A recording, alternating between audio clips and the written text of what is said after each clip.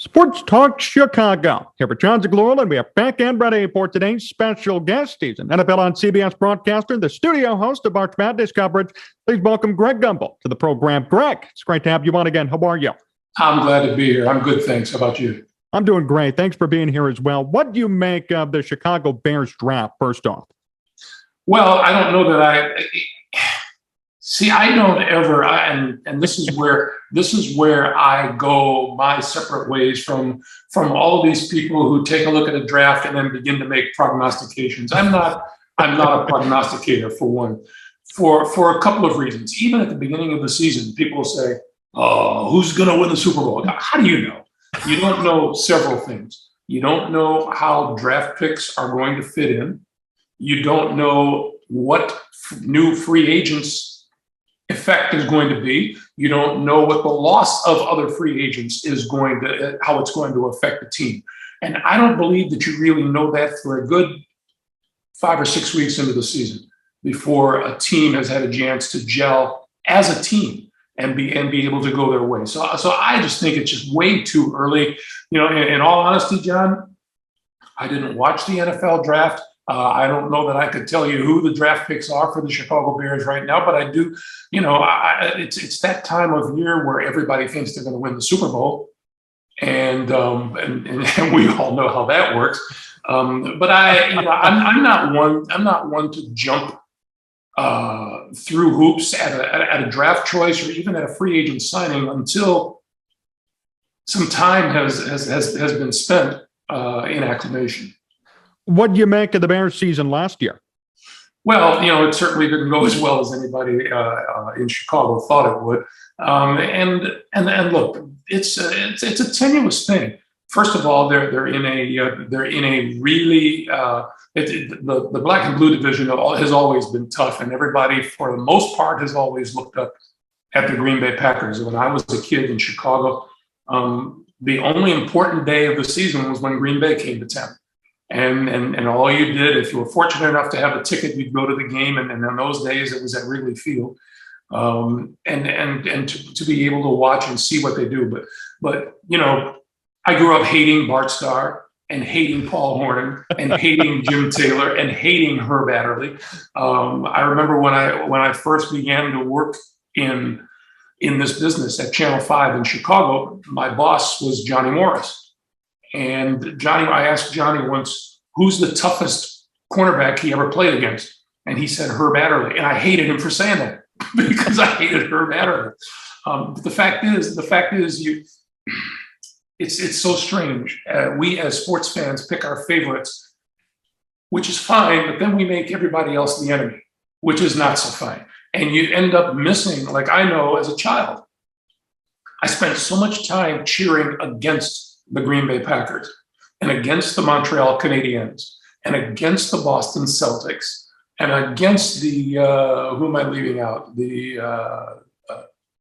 New York Yankees, and you spend so much time hating those guys that years later you go, I wish I'd taken the time to appreciate Mickey Mantle. Or I wish I would have taken the time to appreciate that one championship after another that the Boston Celtics were putting up, and Bill Russell and Bob Cousy and Havlicek and all of those guys, to be able to appreciate them from more than just the perspective of a hometown fan.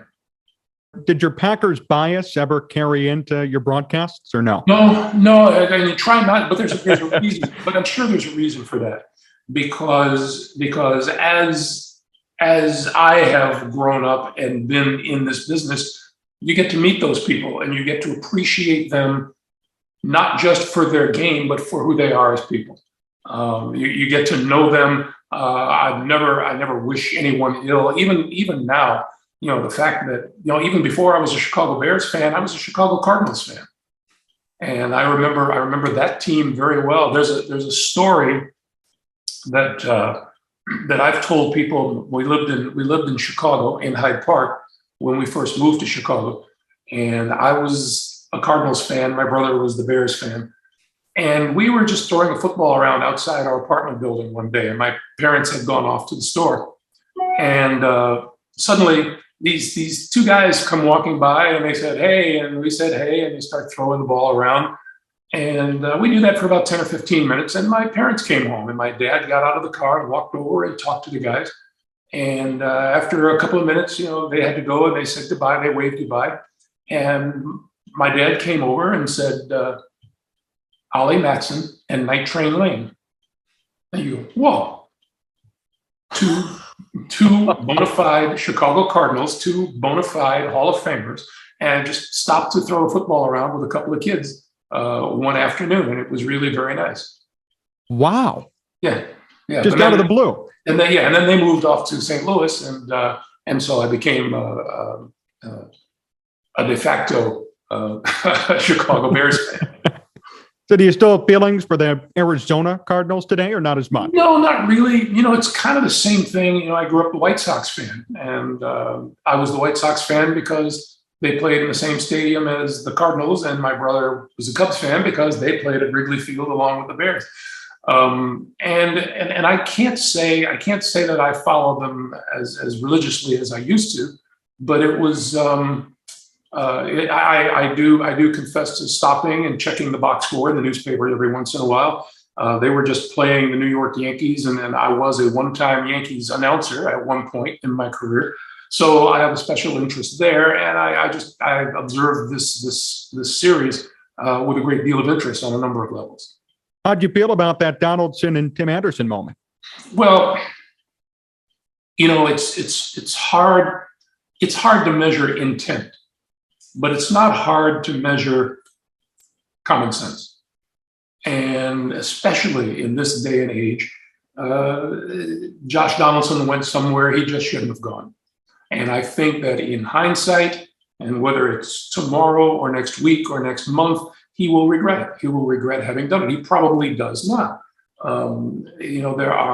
There are some things you don't say. There are some places you just don't go, and I think that was the case here. And I thought the reaction by the parties involved and by Major League Baseball were appropriate. Do you think there really was bad intent, or was it more so just a comment based on the article from before that he talked about? That's why I said I'm not sure. I do remember the play the week before in Chicago, the bumping at third base, but it sounds like it goes deeper than that. It also sounds like that for a number of people, Josh Donaldson doesn't have a whole lot of fans amongst fellow players. And that happens. Look, baseball is like any other slice of life. They're going to be good guys, bad guys, guys you like, guys you don't like. The bottom line in professional sports is how well do they produce. There have been some guys that football teams did not like, players on the team did not like. But if he gets you 10, 11, 12 sacks a year, if he sacks, if he's got X number of tackles, or he's got a couple of interceptions, or he fumble recoveries, then it becomes more basic than that. He can help you win. Therefore, he's okay for your team. Does that mean you're going to hang out with him all season long? Postseason? No, doubt it. But I think that there's a little history there, and that probably exacerbated the situation a bit. Greg Gumbel here on Sports Talk Chicago. Greg, how do you feel about the game today? Baseball.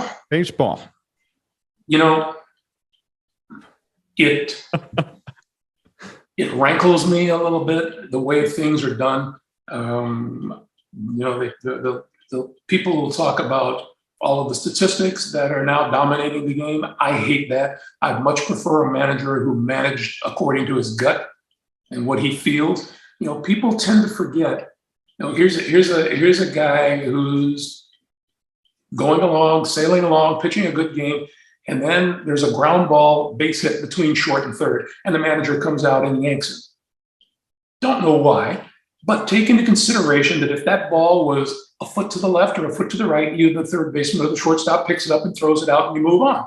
So I've seen managers leave pitchers in a game after they have surrendered a fly ball to the warning track, another 3 feet, and it would have been a home run. They leave him in. But a ground ball that could have been a double play ball one way or the other and yank him after that, it doesn't reek of common sense. It reeks of someone sitting there and looking at statistics. It's the same thing with the shift. I understand that the shift works, but the shift works because of the stupidity of the hitters. If a hitter stands there and he has the whole side of this infield to bunt, there was a guy in a game the other day who bunted for a double. He bunted for a double, and that's just common sense. The fact that now you got me started. the fact that we put a runner on second base in extra innings is mind-boggling to me. For the simple reason that that's not the way it's done. It's not the way, and just because they say it should be, it's not necessarily the reason why it is. And there are so many things that I don't understand. I don't get the whole push the button, the catcher pushes the button thing, and then the pitcher hears it. And I think it's stupid and it's ridiculous. I don't like this idea of the advent, supposedly, of robotic umpires. I'll ruin 2 or 3 TVs. I'll start throwing things at the television because it makes no sense. The solution to baseball's umpiring problem, and there is a problem, is get better umpires. There are some horrible, horrible umpires who are determining far too often the outcome of a game, and just better training and more dedication, and take a look at the end of the season and find out who made all the bad calls. You're reviewing everything on the planet these days. There's nothing worse than a double play ball to end an inning. Or is it the end of the inning? Everybody stands around and waits for the replay and finds out whether or not they can run off the field to their dugout and the other team should come out of the other dugout. Those are ways that I do not choose to remember what is my favorite sport. And my passion has always been baseball. And to see some of the things that are happening now, it disappoints me greatly. Are you concerned about expanded playoffs as well, letting more teams in versus how it was before? Sure, because you and I know what it is. It's a money grabbing situation. Of course. The more tickets you can sell, the more the fans, and there are some leagues have taken it to the extreme. You know how bad you have to be in the National Hockey League to not make the postseason? It's ridiculous. But it's going to happen because, and before people start drowning me with voicemail and messages and sending me tweets that I don't get because I'm not on Twitter, or sending me Facebook statements that I don't get because I'm not on Facebook. I get it. I understand. They have to find a way to pay these higher salaries. Networks pay billions of dollars. But there are the large market teams like the New York Yankees who can afford to pay a lot more. And it's an attempt to make more money. And it's that simple. But the fact is that it, to me, soils the sport. When you get to the postseason, it's supposed to be the best. Every once in a while, a big upset will happen. Like a team that barely made it into the National Hockey League Stanley Cup playoffs will upset a top seed. But it's a better situation than a one and done, like in football. In a 4-game series, the better team is almost always going to win. That happens in baseball. It happens in hockey. It happens in basketball. But sure, a team can pull an upset, and I get this argument too about that. They say, well, there aren't that very many upsets. Yes, there are. There are upsets every single week in the National Football League. And an upset is simply a team that is not expected to win rises up and wins. You see gamblers choke on it in Las Vegas a couple of times a week because this team wasn't expected to win. That happens, but that's a one and done situation and not like the other sports. Do you like the advent of gambling in sports media now, or no? I think it's inevitable. I think it's a matter. It's not new. It's just come out from the dark corners, and it's been made public. It's like denying that the sun comes up in the morning. Well, yeah, all you got to do is look out the window. But I think the advent of gambling surprises no one. The acceptability, the fact that teams are going to say, okay, now this whole show is brought to you by DraftKings. One of my favorite shows is to tune in MLB Network the morning after a game and watch the highlights. And this is the problem. There's nowhere else where you get every single baseball highlight. than on quick pitch the morning after. Mhm. And I think that's great.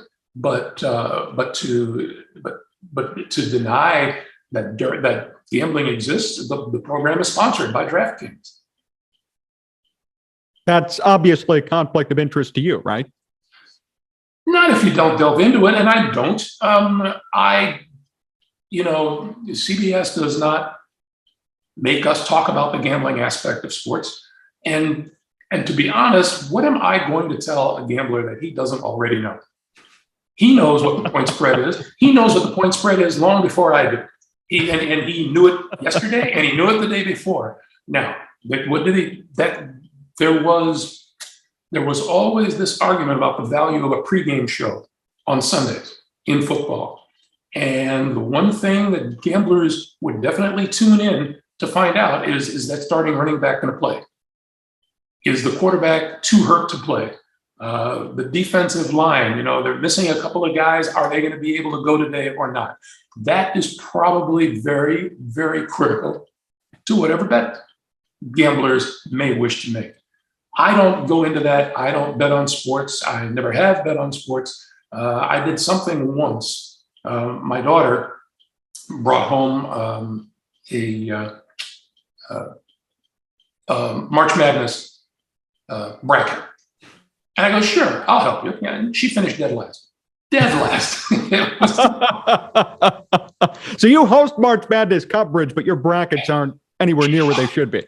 You'll notice in any of the March Madness, I don't have a bracket. And I don't pretend to be expert at it, but I don't think it was my daughter's exact quote, but her general intent was something like, you call yourself a March Madness broadcaster.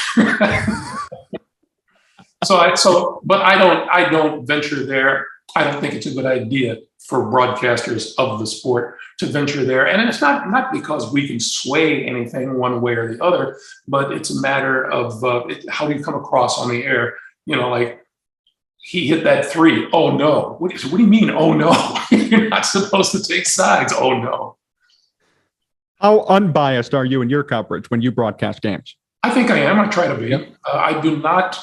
I don't. When I say that I've had prior experience and therefore passing interest in teams like the Bears or the White Sox or the New York Yankees, it doesn't mean that I am outwardly cheering for them. I don't. Even doing a game, I don't cheer for. The only thing I cheer for when I walk into a broadcast booth, we have a saying: let it be within 7 points going into the fourth quarter, and then we're fine. There's nothing worse. There's nothing worse than, we're at halftime. Go back into the JB in the studio. It's 31-0 here, JB. And we'll try to figure out something to say in the second half. That's no fun. There are, and those don't look. A good football game between two bad teams is a better football game than one between a terrific team and a bad team where one is getting waxed and getting kicked out of the park. But I like good competitive football, and a lot of times, especially in this age of teams that are pulling even, and they do a good job in the offseason, and their roster is better the following year, and all of a sudden there's more parity around the league. Those blowouts are, I believe, getting fewer and farther between. But when they happen, you just kind of hope that you're not on the end of it. Is it tough to keep your focus, though, if you're calling a late season game and both teams aren't in it, per se? Sure. Well, yeah, it is because you don't have that natural excitement built into the game and its outcome. But there are those games, and they are more fun to do than any blowout. I guarantee you that. There are teams that for whatever reason, however they do it, and they get up for a game. I think it's the most exciting thing in sports. The competitive balance. These teams played 4 weeks ago, and one team beat the other. Now this other team is winning this one. What's the difference? What is the essence of competition to me is, can these guys beat these guys, and why? Why does it happen? Sometimes it happens because it's home field. Home field advantage often works, but not always. Not always. They get beat up in front of their home crowd and then they get booed off the field. But the question is, for us as broadcasters, why did that happen? Not only what happened, but why it happens. I've told whatever analyst that I've ever worked with, my job is to say what happened. Your job is to say why it happened. You don't have to repeat the fact that the receiver was wide open 15 yards behind his defender and it was made for an easy touchdown. Why was he 15 yards behind the defender? Those are the things that I think make for interesting broadcasts. And it's what makes sports interesting, because we think we know going into a game who's going to win the game.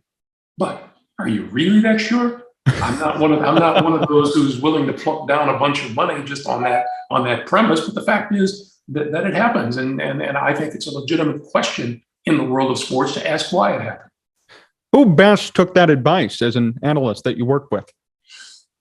Oh gosh, the guys that I've worked with, their approach is so different, and most of them, because they are ex-players, use their own experience as a basis. Now, I've worked with quarterbacks, Phil Simms, Trent Green, Rich Gannon. I've worked with an offensive lineman, Dan Deerdorf, and I now work with Adam Archuleta, a defensive back. So their perspectives are different, but they're also unique. And you think that if he plays this position, that he's going to miss this. No, they don't miss anything. They know what's happening. If you've played the game and you paid attention to what you were doing, then you know what happened and why it happened. The crux of the situation is having the ability to convey that to the listener and to the viewer. Adam Archuleta is a perfect example of someone who is a master of the telestrator. He'll say, this happened here, and he will see things. He'll start to talk about something before he even sees the replay, because he saw it when it happened. Now, I'm not watching the same things he is, because I've got to know where the football went and who threw it and who caught it and things like that. But Adam will say, "Ooh, Greg, you know what happened? This guy missed his block up here," and he says, "and I'll bet you that's what sprung this guy free." And I go, "How do you know that?" And then the replay will come up and he goes, "Yeah, see right here?" I go, "He's right." But he knows what to look for, as all players do, as all ex-players do. And they know what to look for because this is what's drilled into them all week long. On Monday, they're getting their butts chewed out for what they did wrong the day before. And by Wednesday, they're looking at the upcoming game and figuring out what they have to do and who they have to do it against. Greg Gumbel, still here on Sports Talk Chicago. Greg, a few more questions before we finish up. First off, sports media. How shocking are all these big contracts that are coming out in your business? I don't know if they're shocking. I don't know if they are a logical progression of what we do. It's in the case of athletes. I never vilify anyone for the money that they're making. We all feel that we're very fortunate in what we do and how we've done it and what we've gotten paid for it. But no, I hold nothing against those guys who are making these tons of money, as I call it, and I say good for them. But it's, is it a logical progression? I think it is, because, but at the same time, the network got to get that money from somewhere.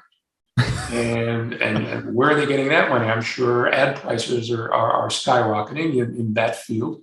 I had a boss once at CBS Sports where he came in and he said, this was the president of the company, and he said, "Well, we've got to get more money for these games." And one of our salespeople told him, "Well, this is the standard. This is what," and he says, "Screw the standard, break that up and charge new money." And basically that's what they did. And it's easy to do that in a sport that is in such demand as football. But it's money that they feel is going to garner them the best product. So good for them. Do you wish you debuted earlier, later rather? Do you wish you debuted later so you can get a piece of this action? No. There's I'm perfectly happy and content and surprised with the things that I've been able to do over the years. But for the things that I've gone through, I learned on the way up. I started at Channel 5 in Chicago and then went from there to ESPN and then to Madison Square Garden and then to CBS and then to NBC and then back to CBS. And that was a good stepladder for me to be able to learn along the way. I've chosen to stay involved in sports. My brother took a different route. He decided that he had done what he wanted to do in sports, and he moved on to the news area. I told him I would never want to do news because that means you have to learn a new story every day, and I would hate that. Not to mention the fact that I don't know that anybody who walks out of a news studio feeling really good about themselves because it's that kind of a genre.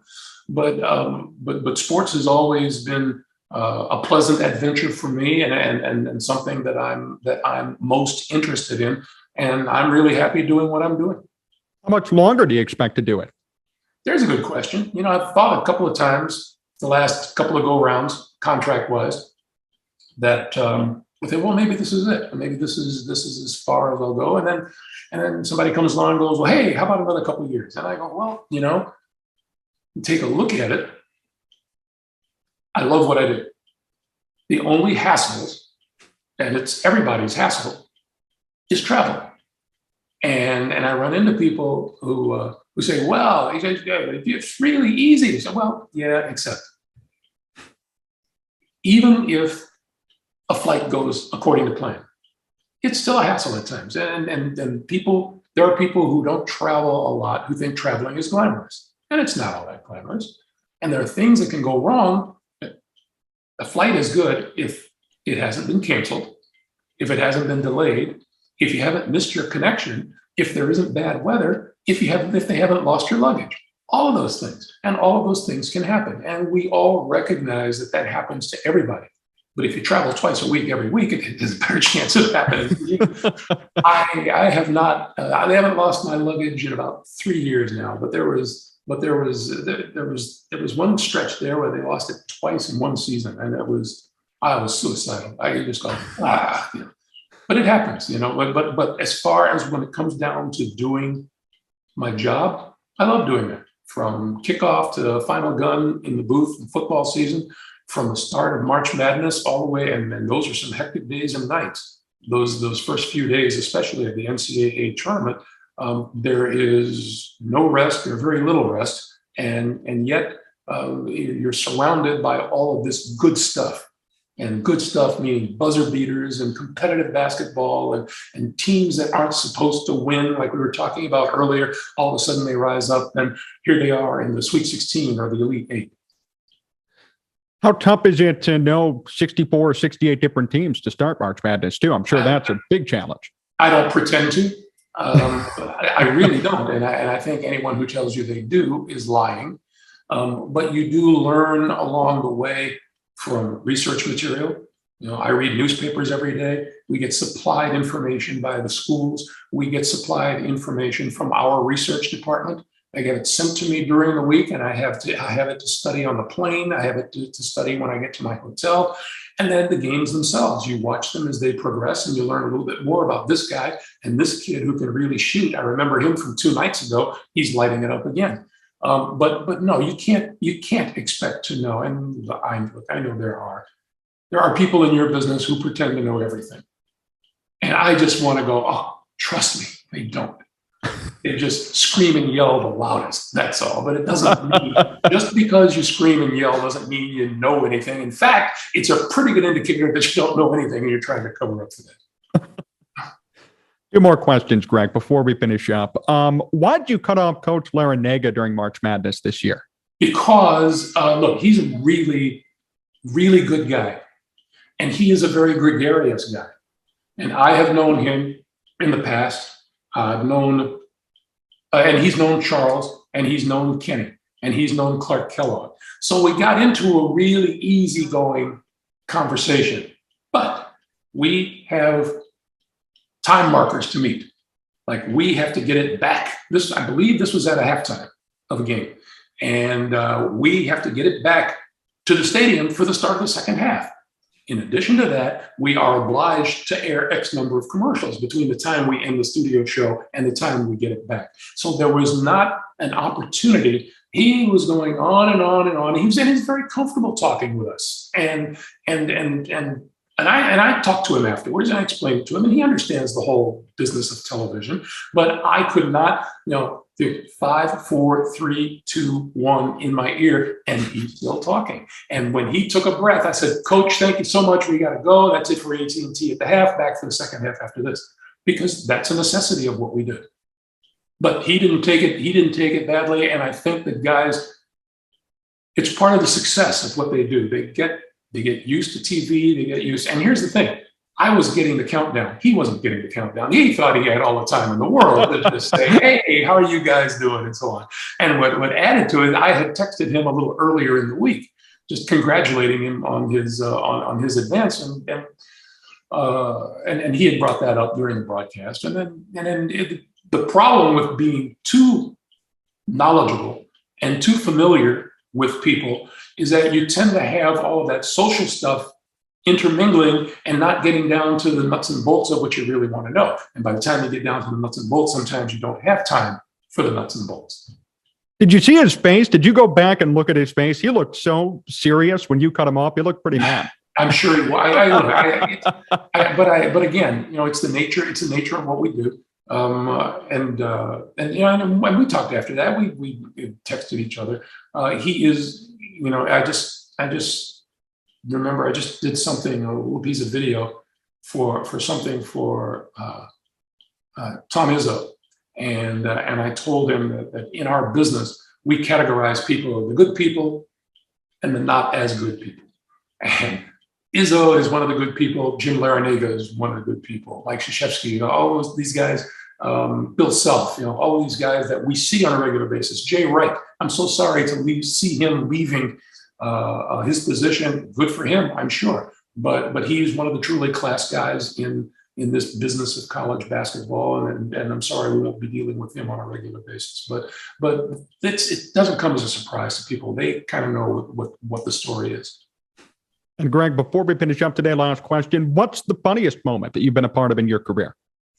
Funniest? Funniest. Funnest or funniest? Funniest. Well, laugh out loud type of moment that you've been a part of.